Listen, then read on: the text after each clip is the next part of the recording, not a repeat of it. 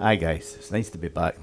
So just a wee quick one today. So what I thought we'd talk about a wee bit more about is fingerstyle, which is basically what I'm all about, and the tune we played there, Jim Croce's Love You in a Song, and take you through some of it in the left hand and the right hand, what was doing. It's always good to break these things down.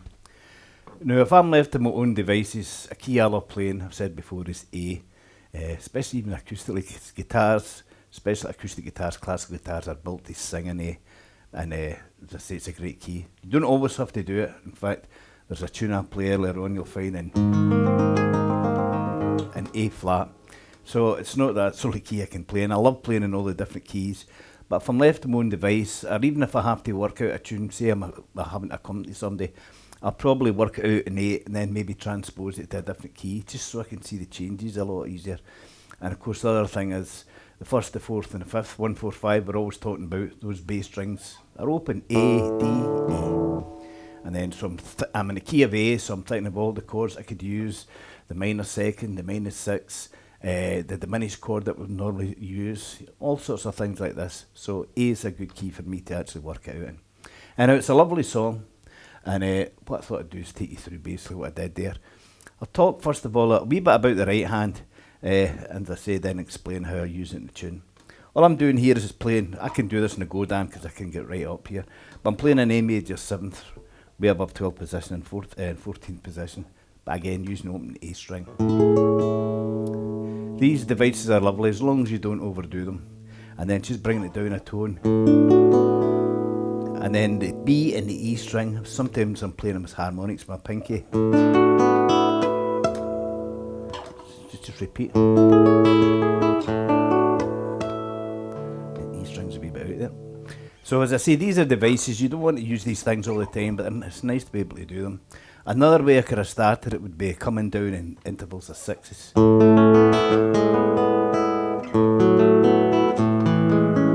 that again. Again, sixes are all lovely to do. So anyway, that's a basic introduction I was doing. Start the tune in first position in an A major 7th chord, and as I say, guys, you'd be surprised how many tunes that the melody line is never far away from the chords. Just like when you watch piano players, they do the chords, the melody and the bass all in a one in their arrangement. Well, it's the same in the guitar. Most of the time, the melody line won't be far away. If it is really far away, try and change the key till you find something that's a lot more convenient where the fingers can reach it a wee bit easier.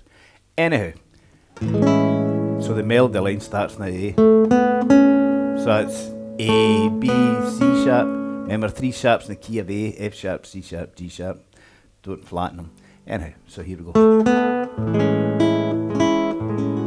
F sharp there. So it's, do that first part again. C sharp minor, play minor 7s. I just like the sound of them. Down to the minor second, B minor. Again, the melody's all round about where my fingers are. That's a nice chord. It's actually part of an E 7th chord. There's a 7th note there. The D, but I hold the B minor 7th and then I change it to this straight E chord again. That's just repeated.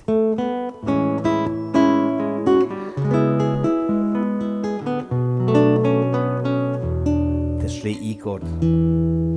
Now, what's nice here is, again, you could play up here, but I like playing in 5th position. So D major 7th, F sharp here's the melody line, that stays there, and the D goes to diminished, up to a D sharp, to call it D sharp, diminished. And I'm literally, all I'm doing is moving one finger to go from the major 7th here,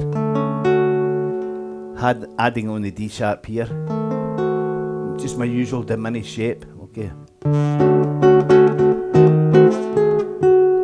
Then to a C sharp 7th. Again, the melody's there. F sharp minor. You don't need to bar the whole thing there because the melody line's in A. To a D. Back to the beginning. Now that's an E with a C sharp.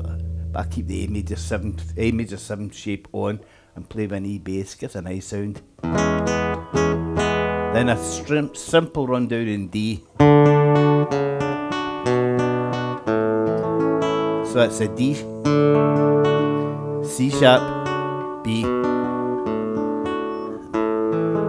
You hear that in a lot of music. Sometimes I play it in sort of classical shape.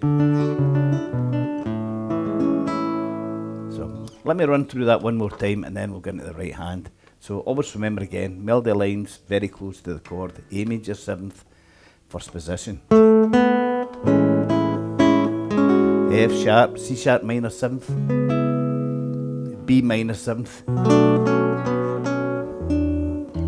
E, A major 7th again, add F sharp, C sharp minor 7th, B minor 7th, it's really an E 7th but I'm holding that one for an effect, D major 7th, there's the melody line, the F sharp, stays there, diminished. That's going up a tone. C sharp 7th. Melody lines here. F sharp minor. And you only need to bar it because we're playing the A melody line. D. A. I'm playing 6s here with the D. It's an E with a C sharp on it. Then the rundown, I'll do it here.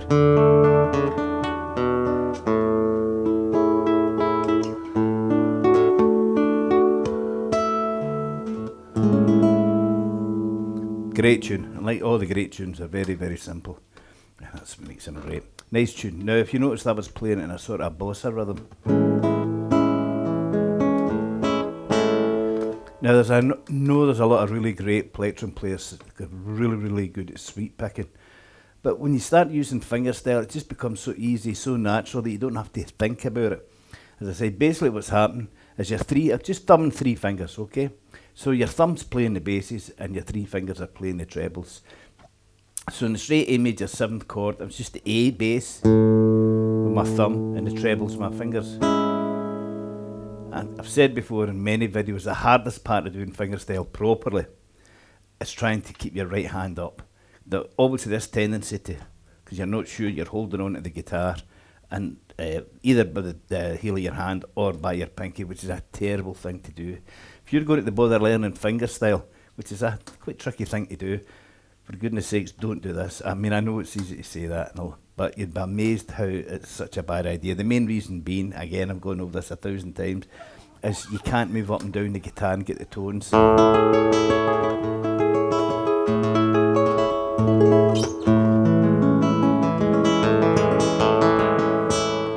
that obviously that adds a bit more to your colour and the way that you play. I've made that sound easy, it's not. It's one of the hardest things to do, is to learn to keep your right hand up. And again, I've said in other videos, what normally happens is your hand starts vibrating all over the place, you know what I mean? So, anyhow, so that's all I'm playing, a basic bossa rhythm. Play the melody line with my fingers. And the good thing about using this right hand style is sometimes I won't play the 3 trebles. I'll play the D string, the G string and the B string just to get a different sound. I did. So that's the D, the B and the G, and that's the G, the B and E. And again, it gives you, well, for me it gives you a fuller sound.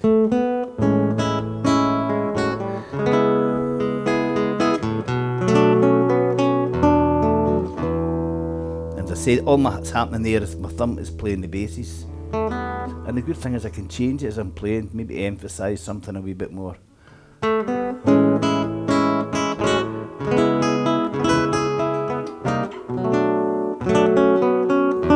Say I brought in the E bass with that chord.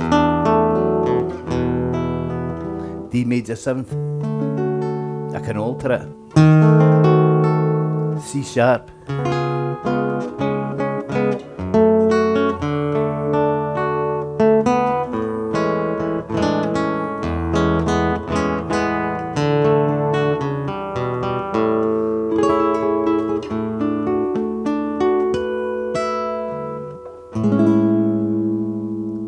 Again, just get used to it. It's a good one to do because you could do it as a bossa.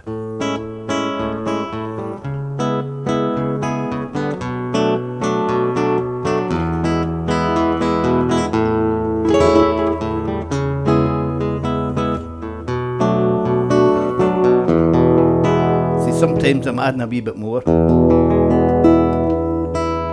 to get more on at the chord, and sometimes just back to straight block picking.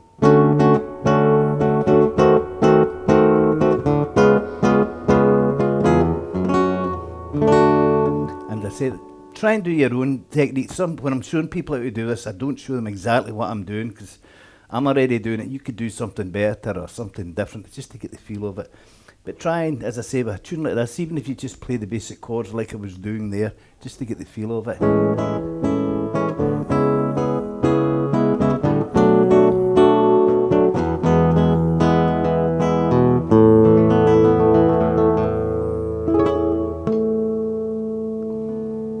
So anyway, as I say, that was just a quick one today, guys, but it's definitely a good one to have a go at and try and get into the style of playing it. I played it as bossa. You could do it as a sort of swing, you could give it a sort of jazz feel, you could give it a folk, you could even change the time.